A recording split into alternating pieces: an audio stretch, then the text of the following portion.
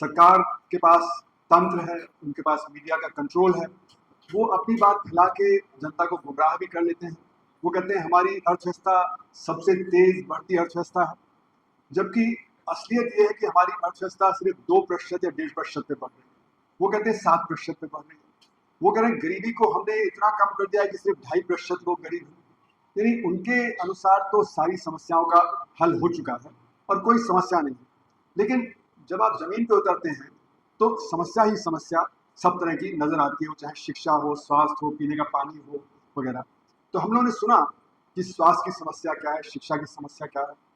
तो इसके पीछे वजह हमको समझना पड़ेगा कि कैसे हम जनता के बीच में जाके अपनी बात आगे रख पाए, क्योंकि जनता के बीच में अगर हम नहीं गए, आपस में ही बात करते रहे तो यह बात आगे बढ़ेगी नहीं। तो जनता किस चीजों से आज प्रेरित है या किस चीजों की वजह से वो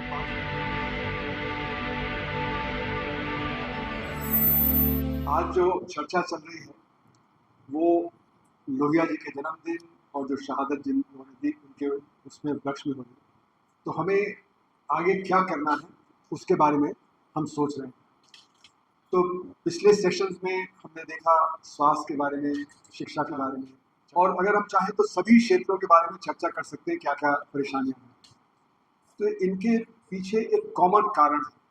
वो कॉमन कारण क्या है उसको हमें समझना चाहिए कि क्यों हर क्षेत्र में परेशानी है, और ये परेशानी बढ़ती चली जा रही है। सरकार के पास तंत्र है, उनके पास मीडिया का कंट्रोल है, वो अपनी बात फैला के जनता को गुमराह भी कर लेते हैं।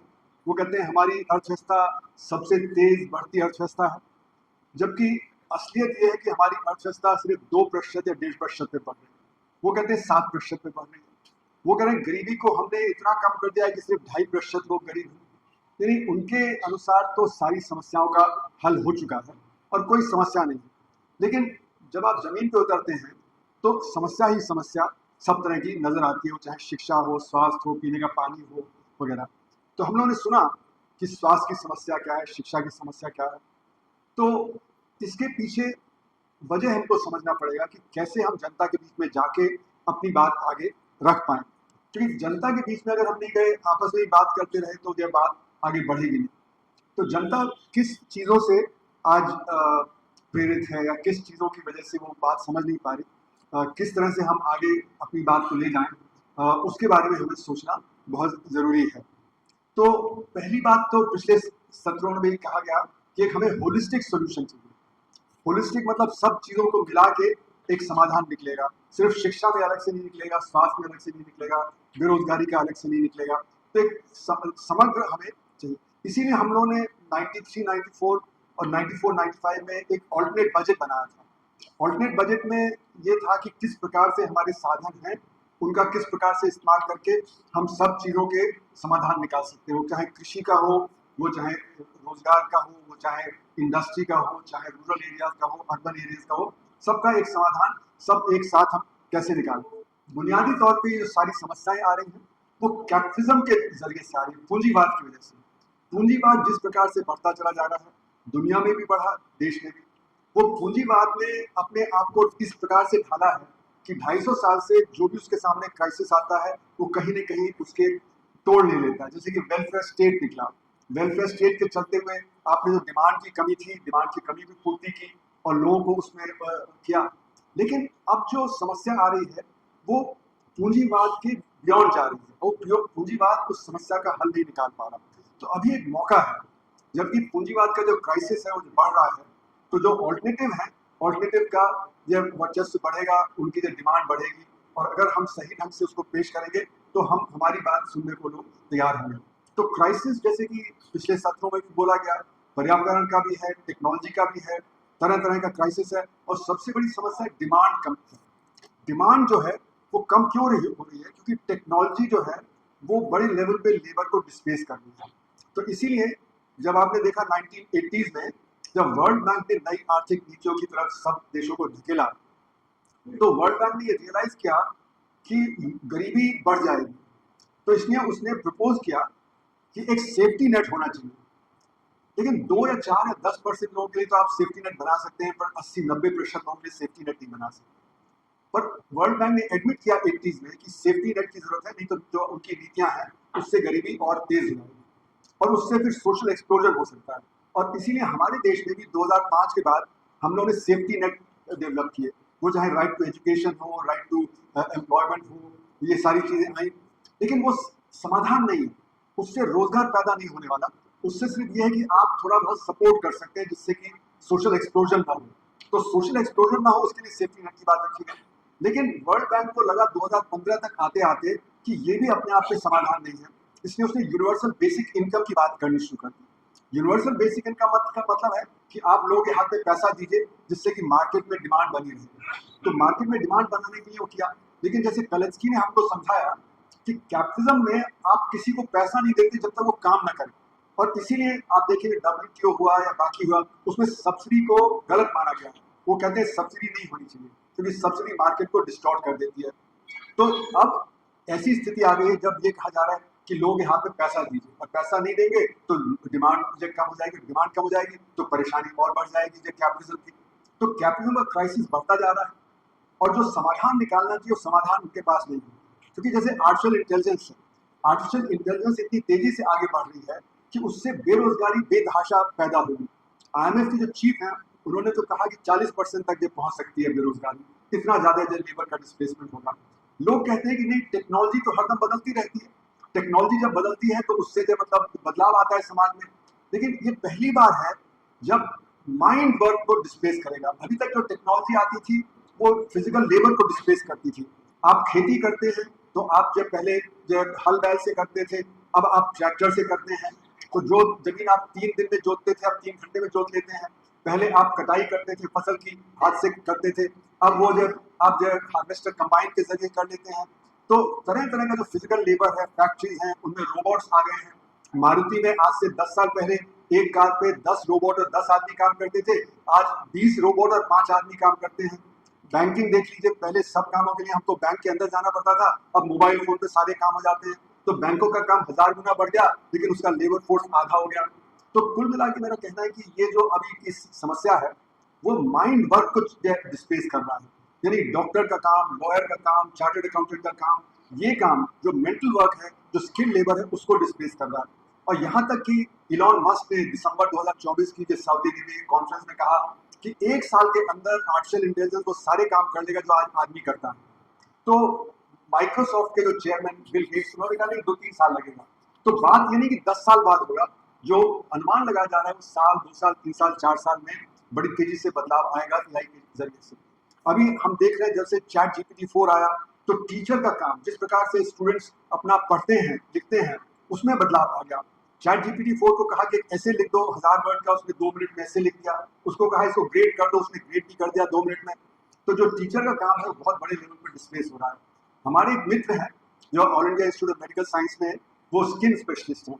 उन्होंने एक ऐप डेवलप किया है कि आप उनको पिक्चर भेज दिए अपनी स्किन की और वो बता देंगे कि क्या प्रॉब्लम है। ये 5 साल पहले, और अभी इंडियन एक्सप्रेस में 4 महीने पहले उसमें आया कि उसमें और कितना एडवांस हो चुका है। तो डॉक्टर के काम पे भी बड़े, उसी तरह लीगल प्रोफेशन में बेसिक ड्राफ्ट तैयार करना अब संभव हो गया है। तो मेरा मानना है कि बड़े तेजी से ये जो डेवलपमेंट्स हो रहे हैं, इससे जो हमारी बेरोजगारी की समस्या है वो और तेजी से बढ़ेगी। पर बुनियादी तौर पे जो कैपिटलिज्म है, कैपिटलिज्म ने क्या किया है पिछले 20-25 सालों में? इंडिविजुअलिज्म को फैलाया और कलेक्टिविज्म को खत्म किया है। और जो हमारी मूवमेंट्स हैं, जो हमारा सोशलिस्ट मूवमेंट है, उसमें कलेक्टिविज्म चाहिए। तो लेकिन आदमी की कॉन्शियसनेस जो कैपिटलिज्म बढ़ा रहा है वो इंडिविजुअलिस्टिक, वो कह रहा है कि कौन से प्रिंसिपल्स हैं। पहला तो बाजारीकरण, यानी कि बाजार ही रूल करना चाहिए और स्टेट को रिट्रीट करना चाहिए। तो बाजारीकरण में जो सबसे पहले प्रिंसिपल आता है वो है मोर इज बेटर। मतलब आपके पास एक शर्ट है तो आपका वेलफेयर बढ़ जाएगा दूसरी शर्ट से, एक कार है तो दूसरी कार।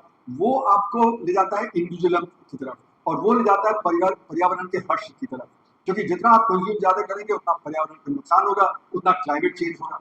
फिर बाजारीकरण में प्रिंसिपल आता है होमो इकोनॉमिकस, यानी सिर्फ इकोनॉमिक्स मैटर करता है, सोसाइटी नहीं मैटर करती, सोशियोलॉजी नहीं मैटर करता, पॉलिटिक्स नहीं मैटर करता, हिस्ट्री नहीं मैटर करता। तो उसकी वजह से आज जो इकोनॉमिक्स है वही रूल कर रही है। इसका मतलब है कि जैसे इक्वालिटी और इक्विटी जो सोशल है उनको दरकिरार कर दिया, सिर्फ आपका पर्सनल बेनिफिट होना चाहिए। इसीलिए ये कहा जाता है कि रैशनैलिटी क्या है आज की इकोनॉमिक्स में? रैशनैलिटी है वी आर प्रॉफिट मैक्सिमाइजिंग, मतलब हमें सिर्फ अपना प्रॉफिट बढ़ाना है और एज एन इंडिविजुअल। तो ये सारी की सारी फिलॉसफी जो वहाँ से आ रही है, कंज्यूमरिज्म की है, इंडिविजुअलिज्म की है, मार्केट के जो आगे बढ़ने की, वो सारी कैपिटलिज्म का एक फेज है जिसके जरिए से आ रहा है।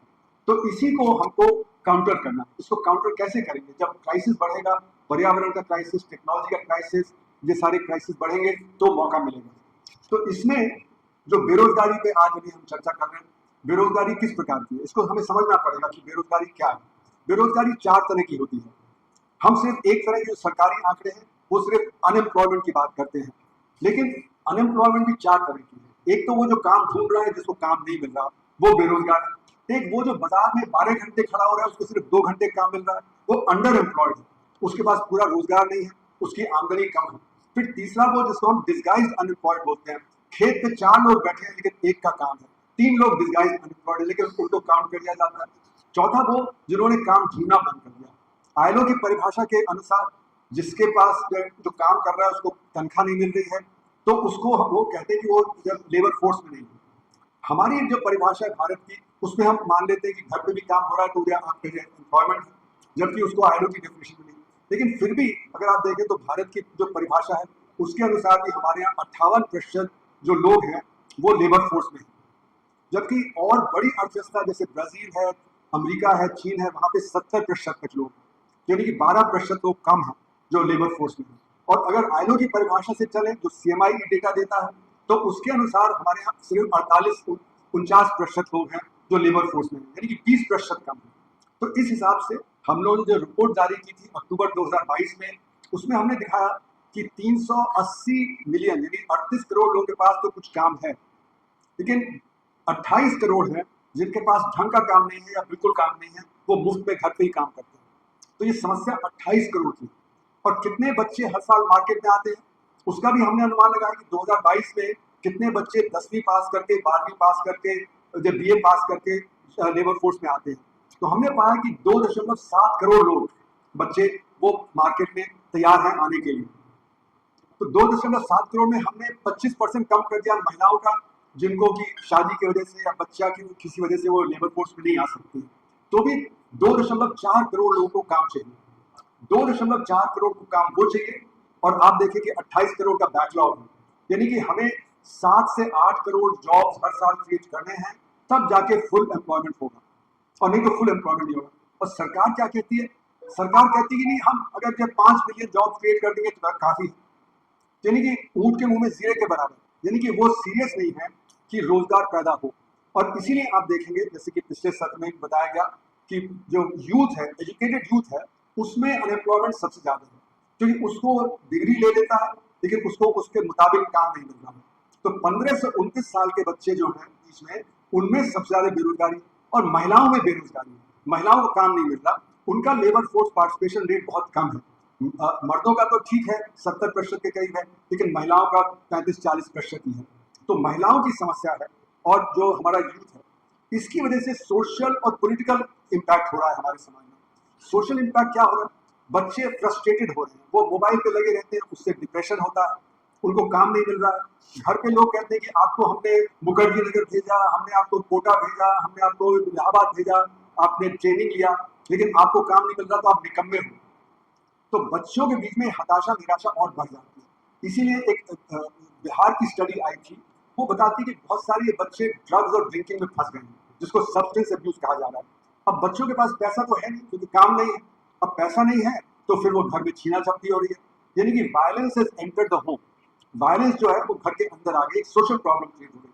और पॉलिटिकल पार्टीज इनको जो अनएम्प्लॉयड है उनको कुछ पैसा देके अपने काम में लगा लेती है, तो एक पॉलिटिकल प्रॉब्लम भी साथ में खड़ी हो रही है। तो इसलिए मेरा मानना है कि जो हमारी जो बेरोजगारी की समस्या है वो एक बहुत ही जटिल समस्या है, जिसका लिंक सारे के सारी अर्थव्यवस्था से, कहाँ कहाँ जॉब क्रिएट हो सकता है। हम लोगों ने आइडेंटिफाई किया अपनी रिपोर्ट में कि जैसे शिक्षा है, स्वास्थ्य है, रूरल डेवलपमेंट है, एग्रीकल्चर है, इन सब में जो है बहुत सारा रोजगार पैदा किया जा सकता है। और सरकार क्या कर रही है? अपने बजट में इन्हीं क्षेत्रों को काट देती है। जैसे ही उसका डेफिसिट बढ़ने लगता है, शिक्षा को काटती है, स्वास्थ्य को काटती है, रूरल डेवलपमेंट, एग्रीकल्चर और रूरल एम्प्लॉयमेंट गारंटी स्कीम को काट देती है। तो जहां पे रोजगार पैदा हो सकता है उसको काट देती है, और कहां बढ़ाती है अपना एक्सपेंडिचर? वो कैपिटल आइटम में जो कैपिटल इंटेंसिव है, यानी कि जैसे बड़े बड़े फ्रेट कॉरिडोर, बड़े बड़े हाईवेज, फिर आईटी सेक्टर, फिर जब पावर सेक्टर, इनमें रोजगार पैदा नहीं होता। पहले सड़क जब बनती थी तो वहां पे सैकड़ों लोग काम करते दिखते थे। आज बड़े बड़े बुलडोजर और जेसीबी और क्रेन के साथ 10 लोग काम करते दिखते हैं। उसी तरह अगर आप देखें तो जैसे रेलवे के फ्रेट कॉरिडोर है, उसमें भी जो ज्यादा आपका रोजगार की जरूरत नहीं होती है क्योंकि वो भी बहुत मैकेनाइज हो गया है। तो जहां जहां हमें रोजगार पैदा करने के लिए इन्वेस्टमेंट करना चाहिए वहां हम नहीं कर रहे हैं। तो मेरा मानना है कि ये जो समस्या हमारी बेरोजगारी की है, ये बेरोजगारी की समस्या सिस्टम की वजह से है, न कि कोई बुनियादी वजह से। जबकि कैपिटलिस्ट क्लास चाहता है कि बेरोजगारी बनी रहेगी तो उसको सस्ता लेबर मिलेगा। जो हमारा इलीट वर्ग है वो भी सस्ता लेबर चाहता है, तो जितनी बेरोजगारी होगी उतनी वर्कर की वेजेस कम होंगी और फिर उसको सस्ता लेबर मिलेगा। तो उदाहरण के तौर पे मेरा नेफ्यू जो है वो फिलाडेल्फिया में एक बड़ा हार्ट स्पेशलिस्ट, तो उसकी आमदनी मुझसे कम से कम 12-13 गुना ज्यादा है, लेकिन वो एक सर्वेंट नहीं रख पाता। जबकि हमारे यहाँ middle class, upper middle class में मेड सर्वेंट भी होगा, ड्राइवर भी होगा, ये भी होगा। वजह ये कि हम अपने वर्कर्स को बहुत कम पे करते हैं। तो जिसको कहा जाए कि रिजर्व आर्मी ऑफ लेबर, ये रिजर्व आर्मी ऑफ लेबर है, जिसकी वजह से कि जो हमारी वेजेस बहुत कम रहती है और इसीलिए हमारे यहाँ परेशानी रहती है कि जो बच्चे हैं उसमें काम नहीं मिलता।